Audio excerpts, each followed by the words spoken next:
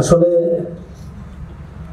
আমি কাটারা মাদ্রাসায় লেখাপড়ার প্রথমেই আমরা রাজনীতি হারাম ফরমের মধ্যে সিগনেচার করেনওয়ালা এবং রাজনীতি করি নাই।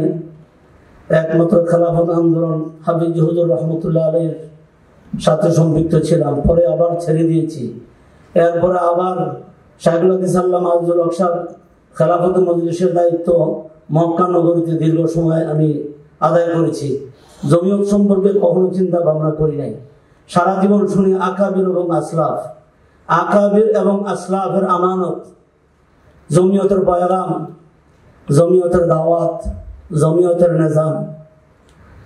কিন্তু আজকে আমি স্মরণ করতে চাই আল্লামা নূর হোসেন কাসিমি রহমতুল্লাহ আলাইহি, ওনার বদৌলতে হাফিজ হুজুরের পরে যে একটা সুন্দর মানুষ, সর্বশ্রেষ্ঠ মানুষ, যাকে আর কোনো মানুষের সাথে তুলনা করা যায় না, তিনি হচ্ছেন একমাত্র আল্লামা বাংলার মাদানী আল্লামা নূর হোসেন কাসিমি রহমতুল্লাহ আলাইহি।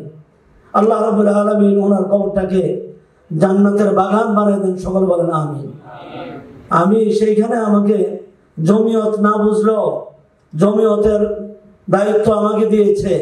আমি বারবার বলছি আমি জমিয়ত বুঝি নাই, এরপরে আমি যতটুকু বুঝেছি এই পর্যন্ত।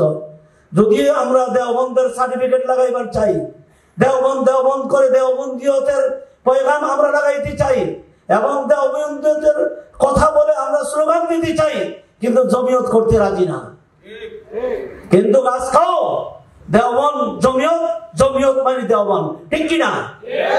আমি একটা কথাই বলবো, যারা বড় মুরব্বীরা আছেন তাদেরকে একটা কথাই বলবো, আজকে বিএম ভবন, বিএম অডিটোরিয়ামে আজকে আপনারা জমিয়ত এত বড় পুরানা একটা রাজনৈতিক দল, 105 বছরের 105 বছরের রাজনৈতিক দলের কোনো কেন্দ্র নাই, কোনো অফিস নাই, কোনো নিজস্ব কোনো স্থান নাই, আর একটা অডিটোরিয়াম ভাড়া করে সেইখানে জমিয়তের প্রোগ্রাম করবে, প্রোগ্রাম চালাবে, এটা কোনোদিন হইতে পারে না, ঠিক কিনা? এই জন্য নূর হোসেন কাসিমি রহমতুল্লাহ আলাইহি যে প্রোগ্রাম হাতে নিয়েছিলেন, বারবার আমার এই কথাই স্মরণ হয়। কেন ওই প্রোগ্রামের কথা যেদিন থেকে হুজুর দুনিয়ার থেকে বিদায় হয়েছেন, তারপরে আর ওই কমপ্লেক্সের কথা কারো মুখ দিয়া ফুলো বক্তৃতার মধ্যে আসে নাই, ঠিক কিনা? আমি আজকে বলতে চাই, যারা নাকি আমাদের ঊর্ধ্বতন কর্মকর্তা আছেন, আমাদের টাকার অভাব নাই, পয়সার অভাব নাই, আমরা যদি একটু ভালো করে তাকাই, এরকম বিএম ভবনের মতন ভবন হয়ে যাবে জমিয়ত উলামা ইসলামের, ঠিক কিনা? আমি চাই যে আবারও আপনারা যারা মুরব্বীরা আছেন, এই জমিয়তের নিজস্ব ভবনের জন্য যেই প্রোগ্রাম, যে আমানত রেখে গেছেন বাংলার মাদানী আল্লামা নূর হোসেন কাসিমি রহমতুল্লাহ আলাইহি, যার জানাজা এই দেশের জাতীয় ঈদগাহে হইতে দেয় নাই, যেই দেশের মানুষ সবচেয়ে বড় নির্যাতিত হয়েছিলেন, যেই দেশের মানুষের কান্ডারি ছিলেন জমিয়ত উলামা ইসলাম, যেই দেশ স্বাধীন হয়েছে তার অবদানের কারণে আজকের এই জমিয়ত উলামা ইসলামের শত শত নেতা কর্মীদেরকে জেল জুলুম নির্যাতনের শিকার হইতে হয়েছে, ঠিক কিনা? অতএব আমরা যদি নূর হোসেন কাসিমি রহমতুল্লাহ আলাইহিকে ভুলে যাই, তার প্রোগ্রামকে ভুলে যাই, তাহলে করণীয় কি? এটা আমার বুঝে আসে না, এটা আমার বুঝে আসে না। আমাদের বসার জায়গাও তো লাগবে, ঠিক কিনা? আমাদের দাঁড়ানোর জায়গাও তো লাগবে, ঠিক কিনা?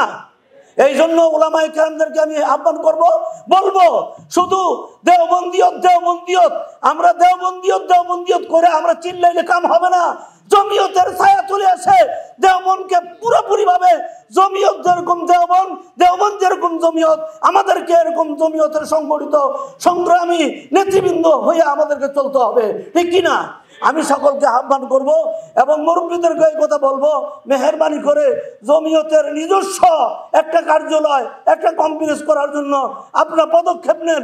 আমরা জান প্রাণে ইনশাল্লাহ ওই ভবনের জন্য, যেই দেশে জানাজার নামাজ পড়ে ফেললে জমিয়তের যেই শীর্ষস্থানীয় উলামায়ে কেরাম, জমিয়তের নেতা বাংলার মাদানী, যার জানাজার নামাজের অনুমতিও পায় নাই, লাস্টে বায়তুল মুকাররমে হয়েছে।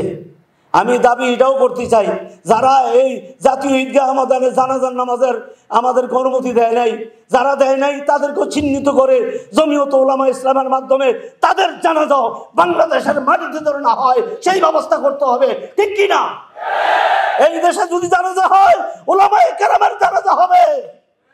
দেশে যদি জানাজা পড়ায় উলামায়ে কেরামেই জানাজা পড়ায়, কিন্তু কেন কেন এই অবস্থা হইল?